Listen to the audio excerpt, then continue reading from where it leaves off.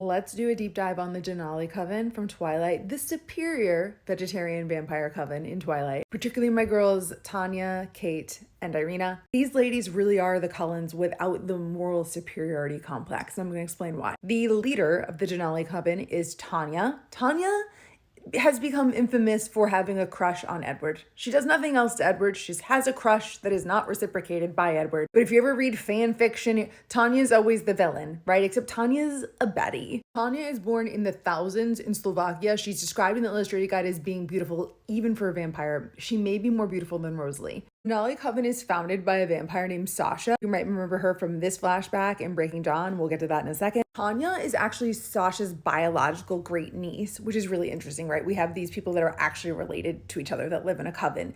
Tanya is the first one to be changed by Sasha. Tanya and Sasha in their vampire lives, Tanya considers Sasha her mother. Like, they are very close. So much so that Sasha's like, I love having a daughter, and decides to change 2 more female vampires to be part of the family. Second daughter that Sasha adds is Katrina. She likes to go by Kate, but her name is Katrina. She's also born in the thousands in Slovakia. Now, Kate, when Sasha and Tanya find her, she is a bodyguard. She's a bodyguard to a highborn female, and she's like well-trained in martial arts. She's, again, a baddie. Sasha and Tanya end up attacking the caravan that's carrying Kate's charge, the woman that she bodyguards for, and they slaughter everyone except for Kate. And Sasha's really impressed. She's like, wow, this one's loyal. She's a good fighter. Like, she's blonde. She looks like Tanya. I'm gonna change her. So she changes Kate on a whim, and Kate becomes part of the Denali Coven. Within a decade, Kate is able to protect her new family even more so because she develops her talent, her electric shock talent,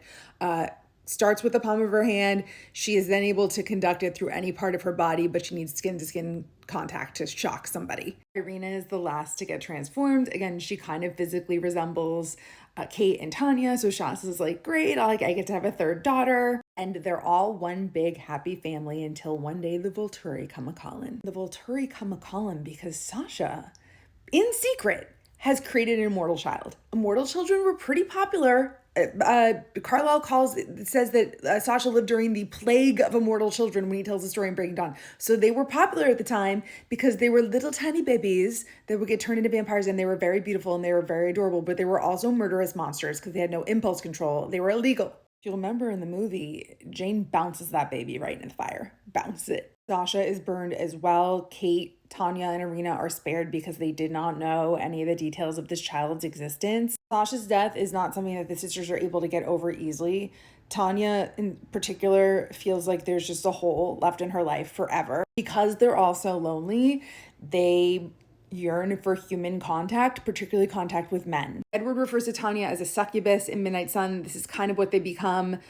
They have very casual relationships with human men, and they're unable to quench their bloodlust, right? So they're not able to really be with these men and keep them alive. And they do this for a long time. But what happens with all of them is that they become sad when they inevitably accidentally unalive the person that they've formed an attachment with. For Tanya in particular, these deaths remind her of Sasha's death. And she's like, we got to find a way around this. Tanya's like, well, if I could stop drinking human blood, maybe I could be around it more and I would be able to spare these men. And so she decides to test out animal blood. And here's why I think they're superior to the Cullens. They are what they are, right? They're predators. They're not born and they're like, we're morally superior and we're just going to eat squirrels in the woods. They try out this lifestyle. They want human connection. They don't like how it feels when they lose their friends and they try something else, and they're not out proselytizing this way of life to everybody else. Kate and Irina jump on board because they're like, yay, we get to keep our friends too if we try this.